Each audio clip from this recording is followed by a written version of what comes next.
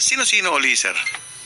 Sa duathlon naman, ang maglalaro sa duathlon si Joey De Los Reyes, si Doy Comendador, yun po yung sa male at saka si... Abay, familiar na pangalan yun, sir, si Komendador, ano?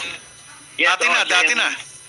Yes, siya, at saka si Jarwin Banatao. So, meron tayong tatlo doon na male, pati sa mga babae, gano'n din. Si Monica Torres din po, ang comeback ni Monica Torres ngayon for duathlon. Oo. Ano yes, naman yung duathlon? Ilang may swim ba yun o bike run lang?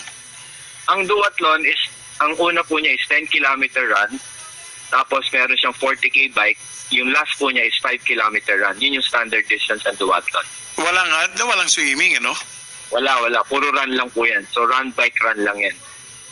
So meron din siyang magiging mixed relay na i-announce pa natin sino yung magiging lineup from the male saka women na nasabi ko. So aayusin pa natin yung lineup natin for ano. They will come from that lineup din.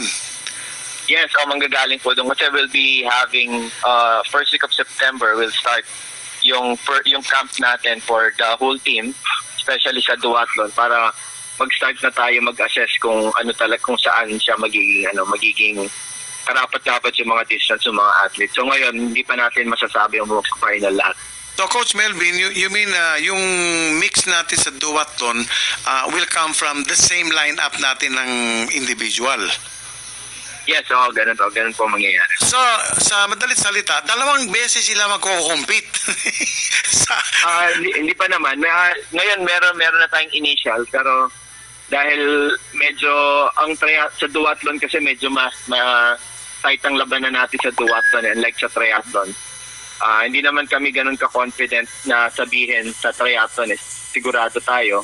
Pero sa duathlon kasi, dahil run, medyo very competitive, very stiff ang labanan pag sa duathlon. Kaya tututukan natin mabuti ang meaning anybody's game yun.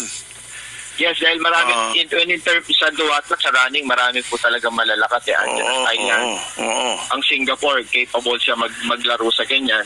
Kaya hindi po siya ganun hindi natin pwedeng sabihin. So same din naman sa triathlon. So ayoko rin naman masyadong confident tayo dyan.